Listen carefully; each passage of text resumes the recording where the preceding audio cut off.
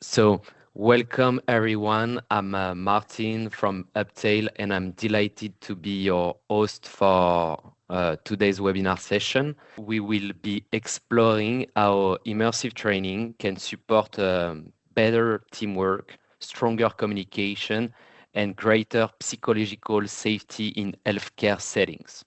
I'm also very happy to welcome our wonderful speakers, Dr. Lukasz Mazur, CEO of MaiaZura and professor at the School of Medicine at UNC, and Shawna Buchanan, VP of Product Development and Nursing Communication Specialist at UNC.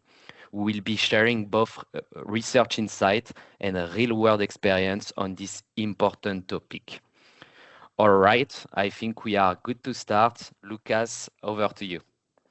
Thank you. Just also double check, you guys still hear me? All good, great. Well, thank you. First of all, I do want to just thank Uptale and team for organizing, co-organizing the workshop. It's always a pleasure, to be able to have the forum and be able to share, our story, our knowledge. So thank you so much for the opportunity. What I'm going to do, I'm going to share a few slides to get us started. So please give me a moment here. I'm going to do that right now. And I believe you guys see my slides right now. Is that correct? Perfect. Okay. What I would like to do is start, with really kind of getting to know us. As I'm going to have this time to speak, let me take a few minutes to introduce myself, and I'm going to ask Shawna to introduce herself as well. But kind of my background is in industrial engineering. So I've studied throughout my career quality, safety, human factors. I spent after my PhD work, which I've done on lean healthcare, I've spent my first 5 years really working at NC State University. So this is kind of across the 40, as we say, the red team. And I really had an opportunity to travel around the state and conduct a lot of quality improvement work. And that really opened up, a lot of my thinking about, the state in North Carolina specifically, about, what are we doing? How are we forming teams? What type of programs we are implementing to improve our quality and safety? So 5 years of a lot of traveling, kind of being on the road, learning a lot, from colleagues that also practice from manufacturing, and being really able to then get a job at the School of Medicine within UNC, where I met my mentor for many years, Dr. Larry Marks, who offered me a job to come as assistant professor, open a division of healthcare engineering, and really do not only practice within radiation oncology, but really grow it to lead a lot of efforts across the system, but at the same time do a lot of research, right? So I was on the academic track, and trying to, at the same time as I'm really doing a lot of practical work, engage with research. So, many publications over the last 20 years in a topic of teamwork, safety, quality, human interactions with EHRs, errors. So, I've done a lot of this work. So that's a little bit of a background on me, so that as I'm talking to you guys today, you little know, who's kind of behind the camera on this side. So thank you. Shawna, I'm going to let you introduce yourself. Sure. Thank you, Lukasz. Hello, everyone. I'm Shawna Buchanan. So I kind of came to healthcare in a roundabout way. I actually started my career in film and moved out to Hollywood for a while because I wanted to be a big, famous Hollywood producer. And so did that for a while, worked out there, and didn't become a famous Hollywood producer, but did end up loving just the whole aspect of creating film and script writing and everything like that. Later on, I went back to school to become a nurse in North Carolina. So then I joined UNC as a new grad in their surgical trauma ICU unit, and worked there during COVID for several years. And now I work at UNC as a nursing communications specialist, and work with Lukasz as well in the School of Medicine, and then now with this new venture in MaiaZura as the VP of Product Development. Awesome. Well, thank you. Thank you, Shawna. And just to give you guys that we are, two of us have an opportunity to speak, but the company and kind of our kind of approach to what we do is really built on many more people. Here on a slide, you see Christy Fennison. Christy is really our VP of Immersive Technology and Innovation, so really helps us kind of understand how to use technology and how to stitch what we will be showing you guys today. The idea about how to make it as immersive as possible. So she's on a team. And then we have many other folks, and I'll go really quickly. But Robert Adams, from Radong, a longtime colleague, 35 years of experience. He's spearheading some of our work that we do on safety mindfulness with radiation oncology. Jean Ra was a surgeon here at UNC. Now she's spearheading the efforts in Hawaii over the islands of the trauma service. We have Matt Penny, helps us with business and strategy. Cody, who's on the call. Cody is our Chief Technology Officer, keeps us kind of honest with everything we do with the technology. We got Kinley here, our VP of Sales. And most recently, we also have engaged with Dr. Karen Burke. She's our Chief Relations Officer, and she has spent in the past 10 years in the North Carolina Medical Board Association, really looking at the licensing issues and issues of what we have with the workforce. So great team. I just want to give them all the credit because we get to present, but everybody really is an important component of this company. All right. So that's a little bit of the introduction.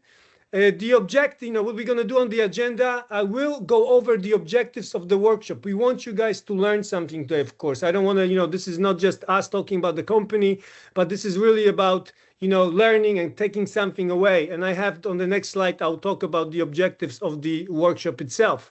I am going to give you a little bit more background information on the company, what we do, what we're trying to achieve.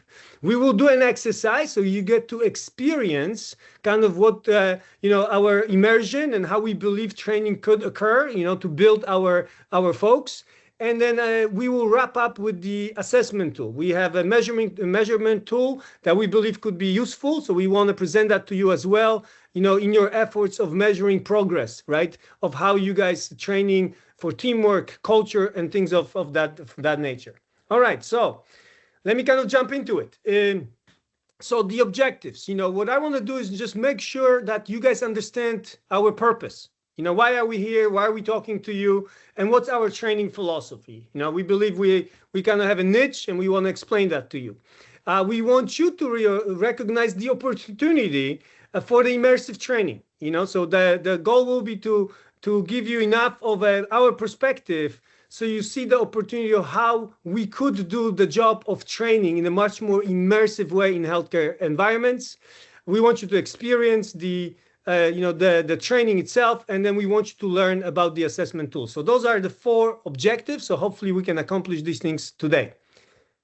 So let's kind of go back to, so why are we here, right? The problem that we are currently facing, as I mentioned, I practice on a daily basis, with the teams. I run a lot of projects. Currently, we are in VIR, phlebotomy, urology, in surgery.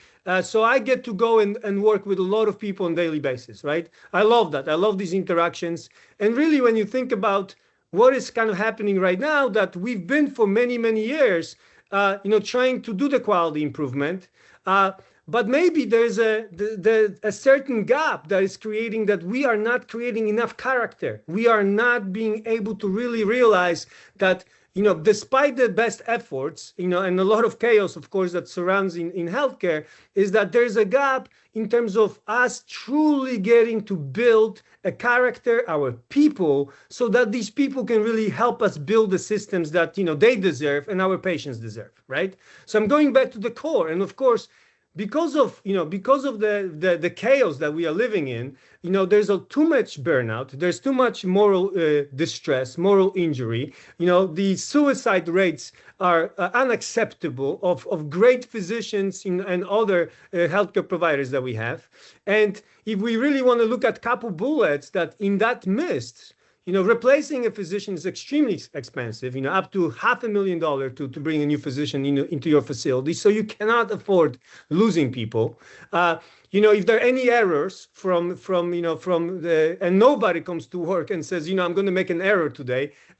They all are well-intended people that work extremely hard, but because of the complexities of the systems we have and processes, when these things happen, as you can see on the slide, it is the settlement is expensive. We have a lot of lawsuits, and we're dealing with these things, on a kind of ongoing basis. And wrapping it up, we still have too many errors, right? That leading to patient harm. 15, 20 years ago, we were talking about 98,000 people being harmed in the healthcare system. The more recent estimates, range from 250,000 to 795,000. So again, despite all the technology, and electronic health records and the promises that we have, it seems like we're continuously evolving in a lot of complexity, a lot of uncertainty, and a lot of variation. And I think this picture presents the problem that people are burning out, and we have to do something about it. We really have to engage. So with this, what we've decided, about 5 years ago, I've been funded through Agency of Healthcare Research for about 15 years, doing a lot of training in simulated environments.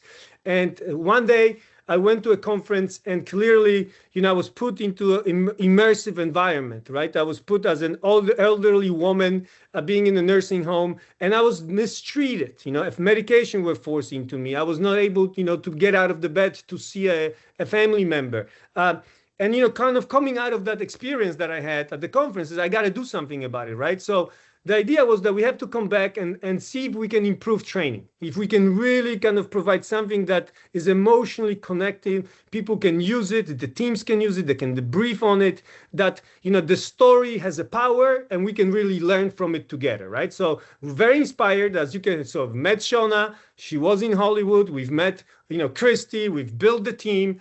And the idea was that our logo and our name, MaiaZura, is really inspired by this bison. So that's why you see the bison logo for our company, because in this case, the bisons are very, very, one of very few animals that when there's a big storm, right, a really big winter storm, is that they understand that the shortest way out is through the storm, right? So they just face it, right? And I think we, in a sense, in healthcare, we got to face that. We got to do something different. We got to face the storm and go through it. And the word Maia, in our name, in Greek, stands for good mother.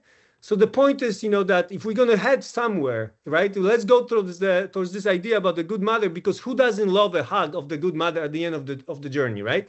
And really, this is what our people deserve, right? People in healthcare deserve to come to work, to be happy, to do their work, go home at the right time, be able to disconnect.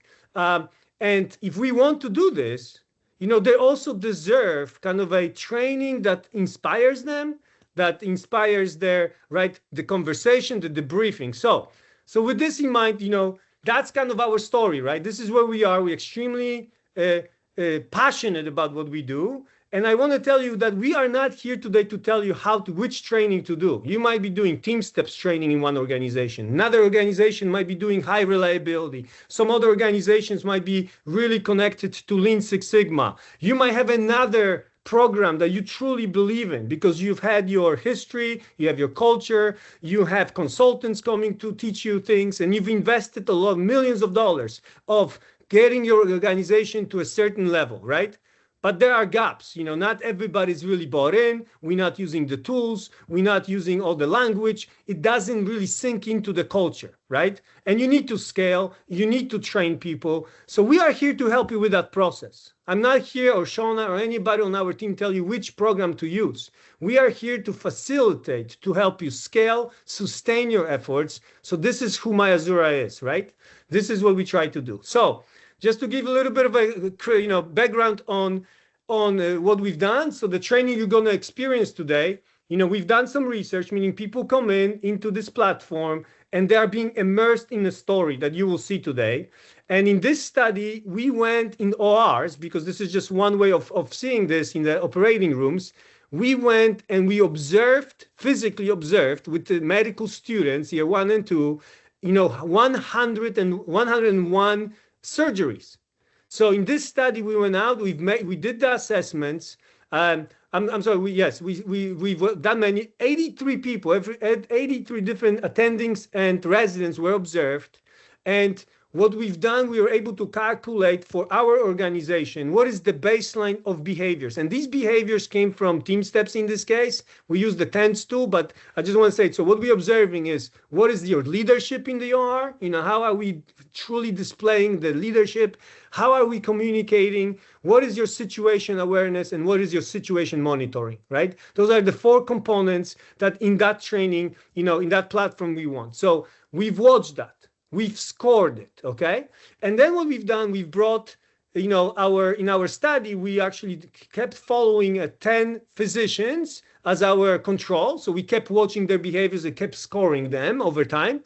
And then we brought 10 physicians to our lab, and we made them watch our training. We debriefed on it, and we wanted to see, what type of influence, this type of a immersive experience can do on their behaviors. Right? So we look for this behavior. So we rescored it, okay?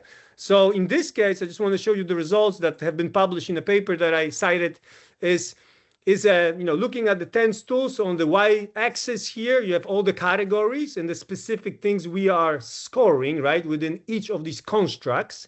And on the x-axis, you have the score. So 3 is the excellent score, right? We kind of, have the 3 would be, showing these behaviors at the highest level possible.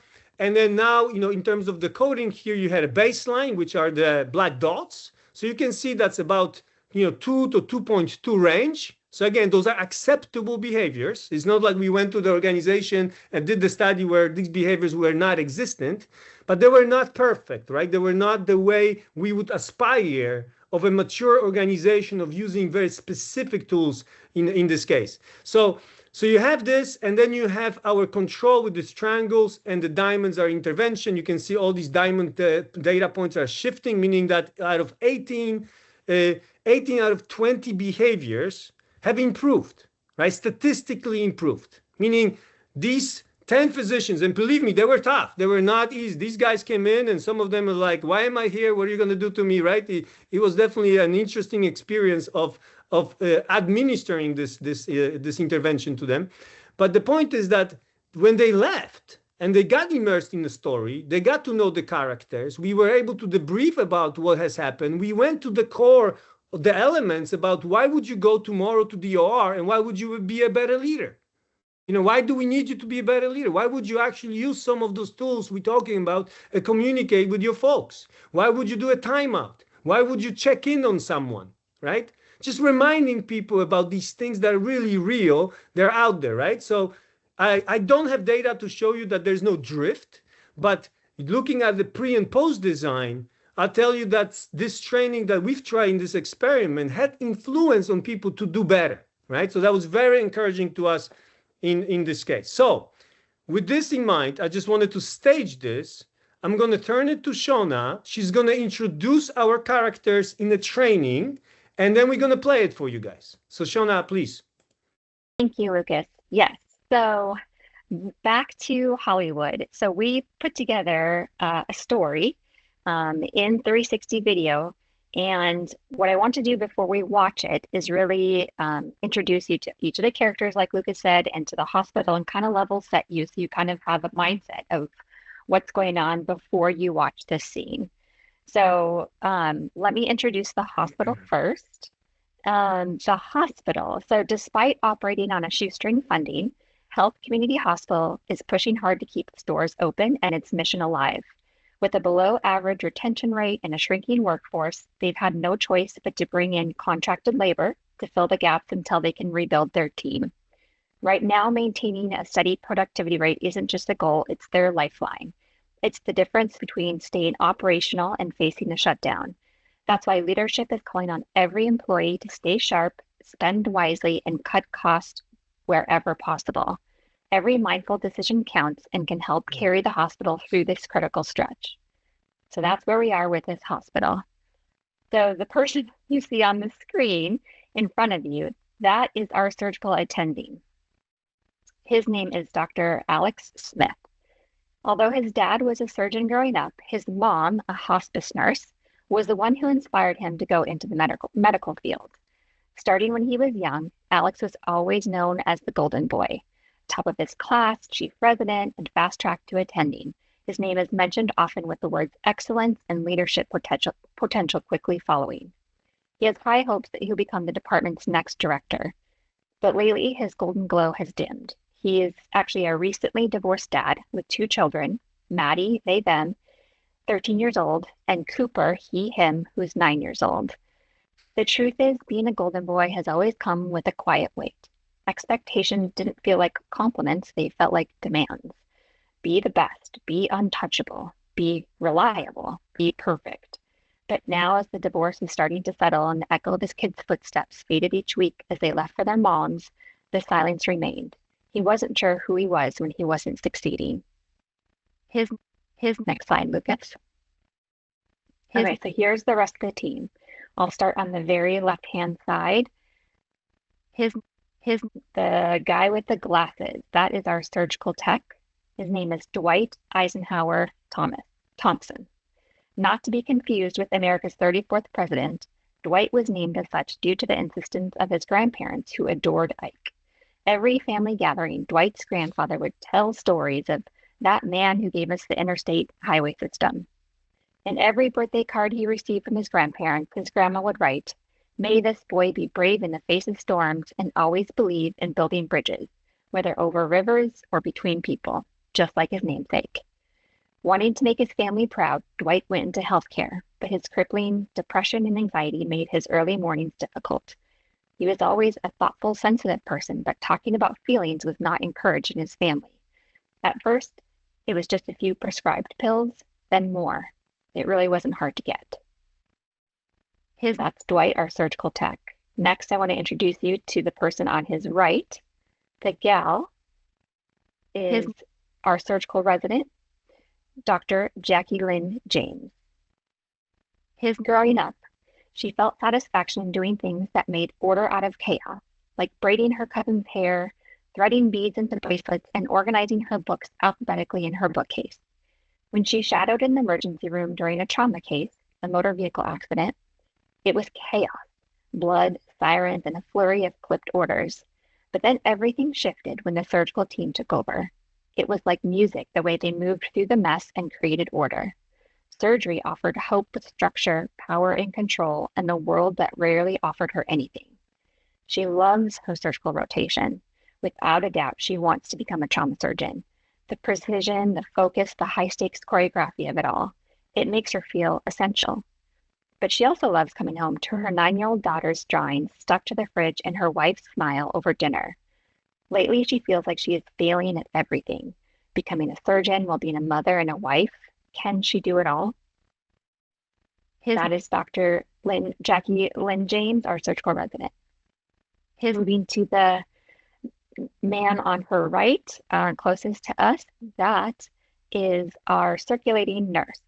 His name is Mac Match. So Mac, adventurous and free-spirited, Mac goes where the wind takes him as a travel nurse. His girlfriend hopes he will settle down soon so they can become more serious. But in the meantime, his goal is to take assignments in all the states where he can ski when he's not working. Stacking up his cash, he's trying his hand and becoming an influencer on his off days. He gets embarrassed when his colleagues recognize him, but he secretly loves it. Truth is, he checks his follow count every morning before brushing his teeth. Mac was just 11 when his sister Layla was born with a rare neurological disorder.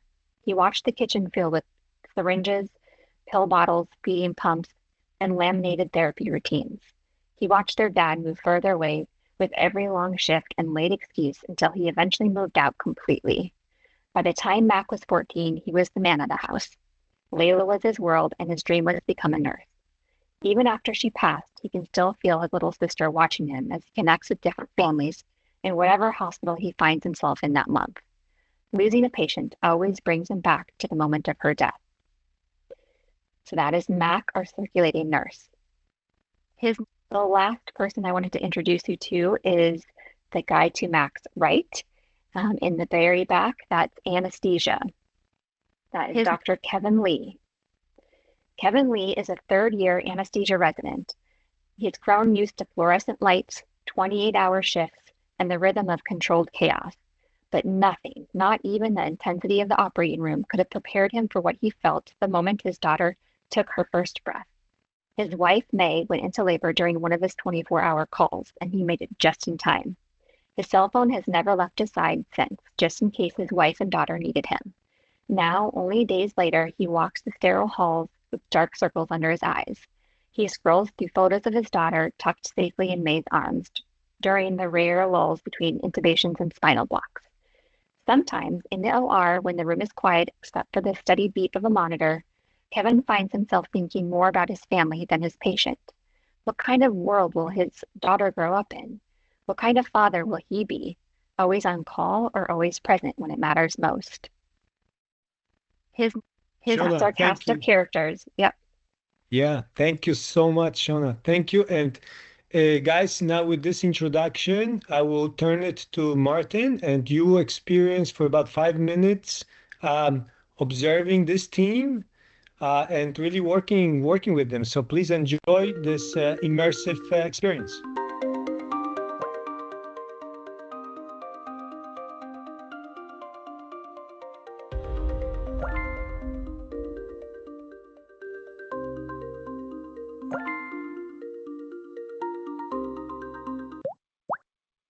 This training begins by placing you in the shoes of a surgical resident in the operating room. And as the scene unfolds, feel free to look around. What do you notice?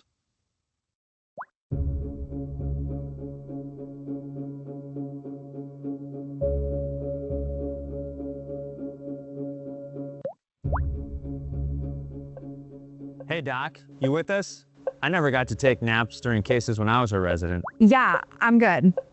Great. Okay, why don't you finish closing, and I'm gonna run next door and start that case. Okay. Wait, is this bleeding okay? Yeah, don't be afraid of a little bleeding. Just let me know if there's a problem and finish up and come join me next door. Okay. Be right there. Can I have the stapler? Careful, it's backwards. Oh, whoops, sorry.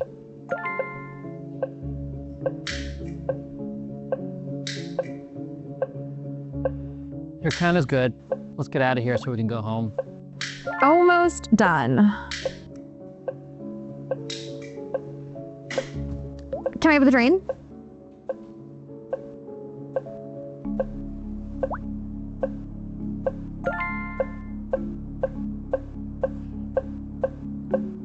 Hey, anesthesia. How are they doing up there? Oh, I'm good. How are you doing? Getting any sleep?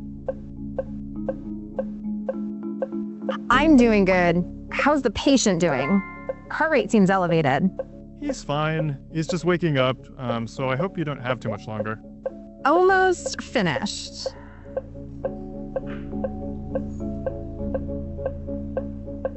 Okay.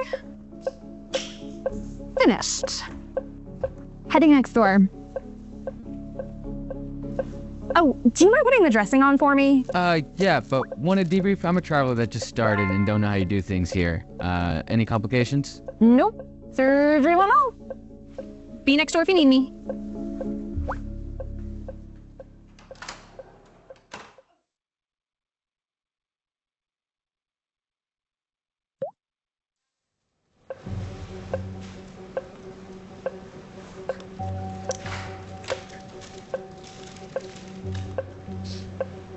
Hey, does this drain look okay to you? It's filling up pretty quick.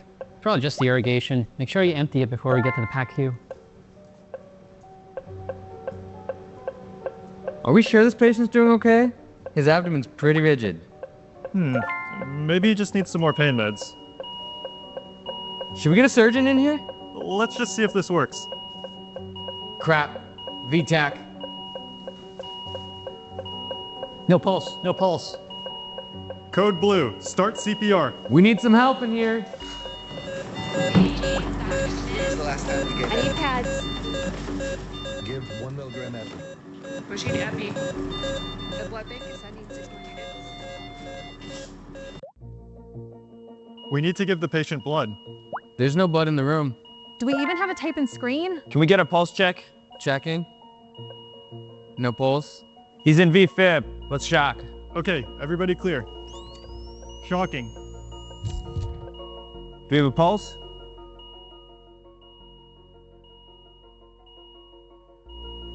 All right, guys, we've been doing this for 45 minutes. Does anyone have any other suggestions? Time of death, 14:05.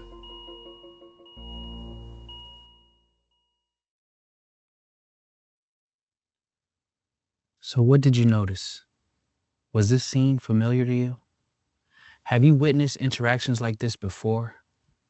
It's so easy to place the blame, isn't it? But from a clinical standpoint, what happened?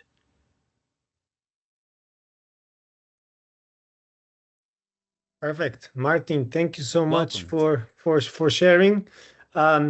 I hope you guys enjoyed the story and got a sense of the immersion. We have a quick exercise for you that we would like to try. I'm going to share my screen again here. So let me do that really quick. Okay, and to make this full screen. Okay. So what we would like you guys to imagine that this is your hospital, right? As Shawna introduced, you're facing some some challenges in the hospital, but these are your people, right? They came to work, their families, they have lifestyles, they have their own kind of things that they are dealing with, but they're trying to do their best. But this unfortunate event has happened. And we are about to send you to go on a round. You're going to round on them. And we would like you to reflect for a few minutes and put some of your thoughts in the chat. So please share that with us, about how would you handle this situation? What issue have you noted, or what issues would you bring up, or maybe positives? And what type of a leadership and communication style would you use on the round? Right? And if you can, we are curious about if you could put a number in terms of how do you rate this team's performance? 1 not very effective to 5, the strongest effective. So please, we're going to monitor the chat for a few minutes, and we would love you to reflect and just give us a little bit of your answers here to these questions.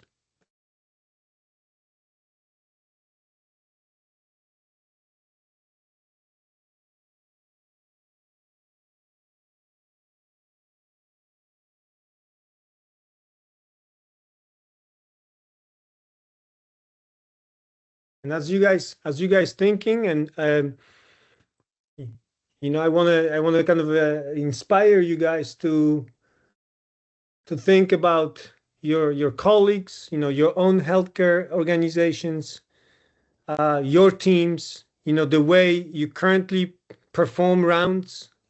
How do you do it? What do you like to do? So if you don't mind sharing some of those thoughts, that would be really excellent.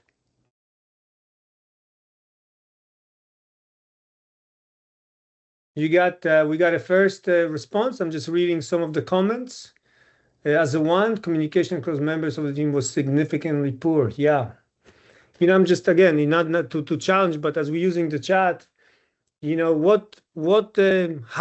do we know that? How did you guys seen it? What type of specifics have you guys observed that you're seeing this communication to be rather poor?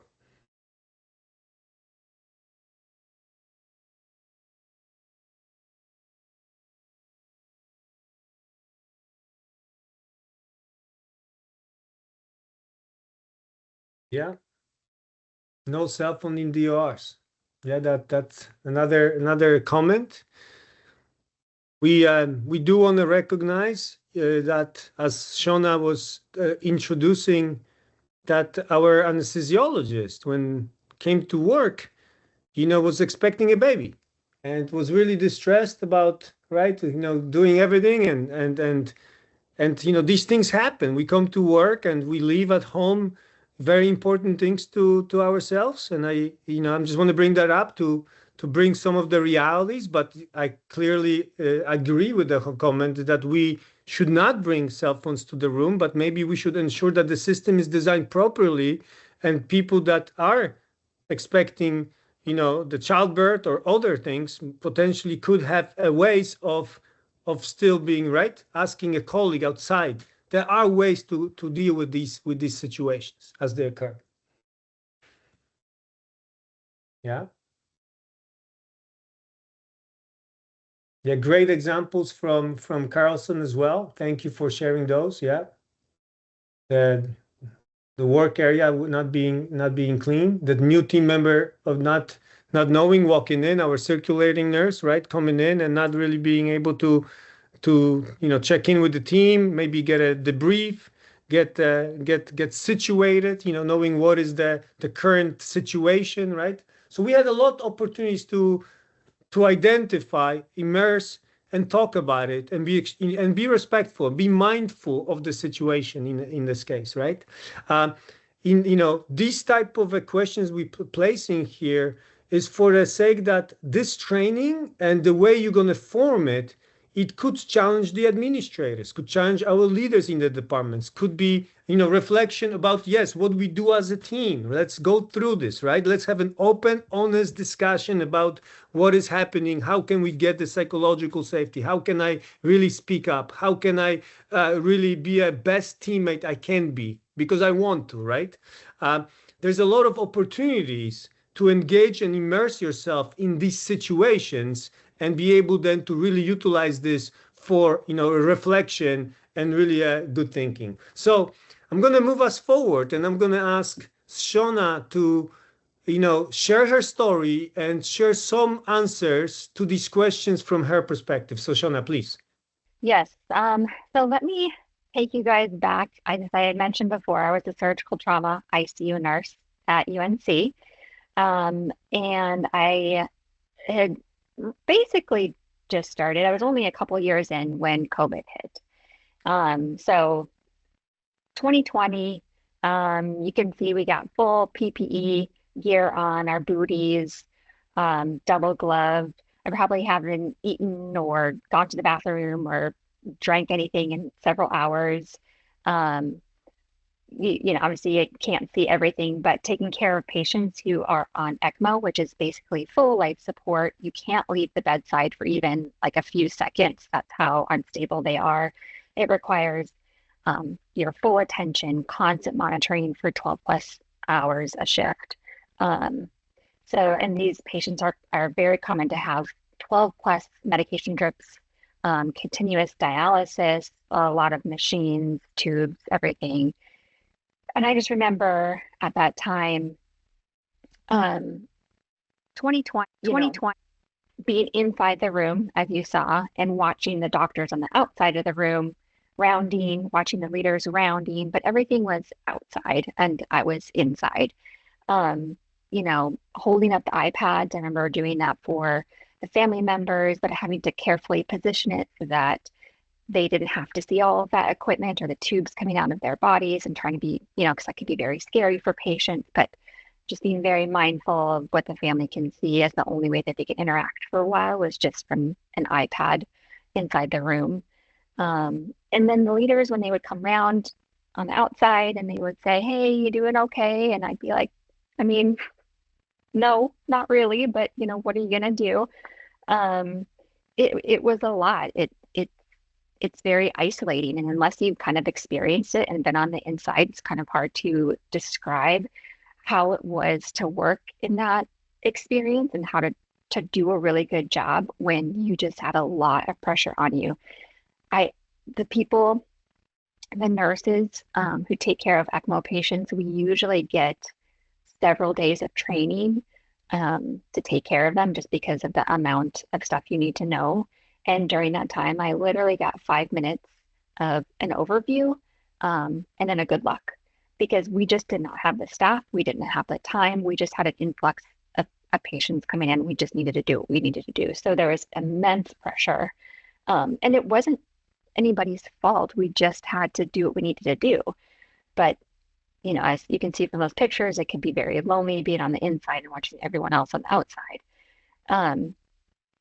It really, I think, kind of tore our culture apart as healthcare workers. Like Lukasz was discussing at the very beginning, we're still dealing with burnout. We're still dealing with a national healthcare worker shortage and emotional distress, and juggling all of these external stressors.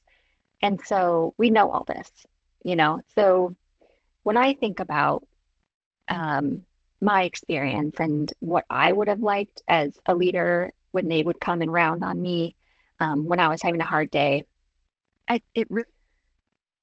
think the leaders that could coach and provide education that spoke to my situation, and the ones that really understood and could be there with me,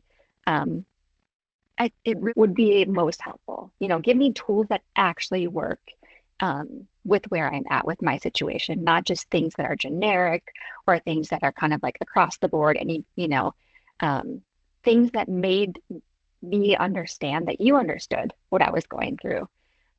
Only if they could understand my perspective and my barriers would it really work. I mean, how many people go through and have to do their workplace LMSs and just are like, click, click, click, click, click. That's not helpful. It's not meaningful. It doesn't make me feel like you understand where I'm coming from or really want to help my position. And so I think that the key is when your team feels connected with you and feels safe, the patients are going to feel connected and feel safe. And that really all boils down to having a strong social capital in your workplace. And Lukasz and I have talked about this when we were, Christy, Lukasz and I were developing the company.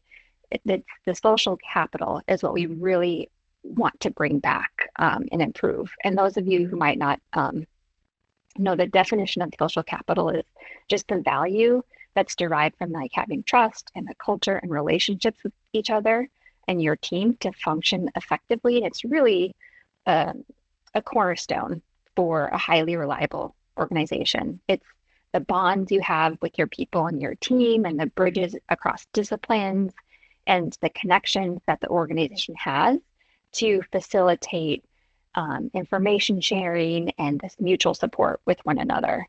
And so that's really why we decided to start MaiaZura and why we built this product and started with this scene in general. Hopefully we are resonating with you because we are you. We don't like to sugarcoat the problems. We don't like to simplify them. This isn't like, we didn't want to create a Grey's Anatomy, no shade to Grey's Anatomy, you guys still watch it, but we want it to be more like The Pit for those of you who've seen it. People make mistakes and life comes into the hospital and they're, we're just humans. And so it can be easy to spot the opportunities of connecting with people and just focusing just on the mistakes. And so I think being transparent with your team and showing that you understand where they're coming from is really like the first step.